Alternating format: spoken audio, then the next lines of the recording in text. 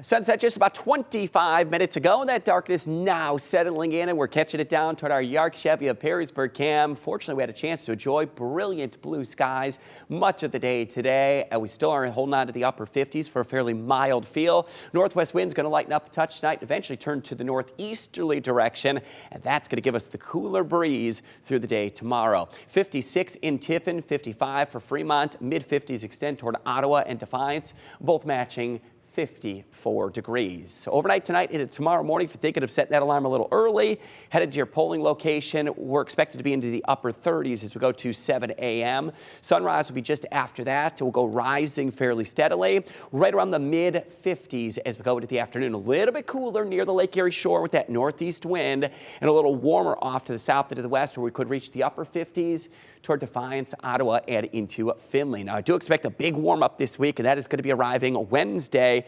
After a cool start to the morning, we're going to go rising through the upper 60s. It could get a few areas to come close to 70 degrees by the time we reach Wednesday afternoon. One more warm day on Thursday, and then we're going to see this begin to take hold. A big blue blob, which means high confidence in below average temperatures are going to be taking place into the middle of November. It is going to turn very cold across much of the Great Lakes region, perhaps even a wintry chill to be expected. Now, while we've got that going on in our 10-day forecast, we've also got some activity in the tropics and potentially going to be talking about a hurricane later this week. Let's bring in meteorologist Matt Willoughby. Matt, I've got to ask, we're getting ready for the winter chill. Is this unusual to be talking about activity in the tropics this time in November? Yeah, Chris, it's not too usual. Usually we see the end of that hurricane season just around November 30th. So we still got about 20 days left.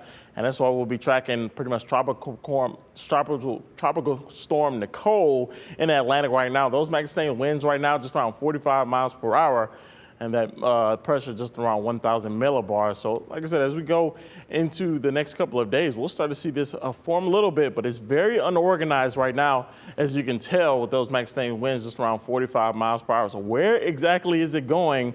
Well, likely to hit the Atlantic coast of Florida as a Cat 1 hurricane, possibly by Thursday around 1 a.m. So it'll be a tricky time to watch out for as we go throughout this week at least. So it'll be very unorganized by Monday into Tuesday, but we'll start to see some of that formation start to kind of organize a little bit as we go into Tuesday around 5 p.m. Going into Wednesday, we'll likely see a little bit of an eye form out there as we go into Wednesday morning. As we get closer to landfall, that's when we could likely see the strengthening into a Cat 1 hurricane. But as we go into Wednesday into Thursday, that's when we could likely see landfall late on Wednesday, and the strength of the storm coming on landfall just late on Wednesday into early Thursday. So it'll be a tricky part to see as we go into Thursday. But man, looking at hurricane season so far, it's kind of been a bit of an underwhelming season so far, Chris. But we've seen almost 2 Cat 4 hurricanes, of course, Ian, which was just a couple of months ago, but still got a bit of a way to go as we go throughout this next, at least this last month of hurricane season. Matt, quick question for you too. Is this expected to bring rain anywhere into our area because it's been exceptionally dry?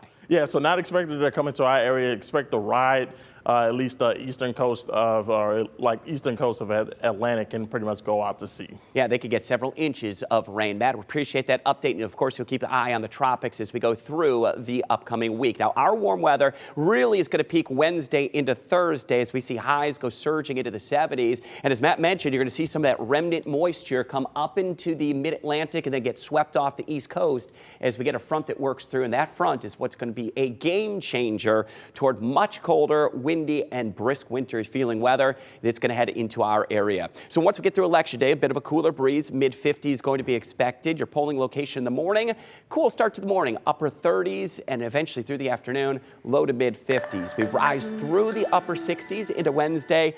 Thursday, right around 74 degrees. That front comes through Friday early in the afternoon. Should get some areas that squeeze out the upper 60s and low 70s. A shower or two possible, and then there's the plunge toward much cooler weather.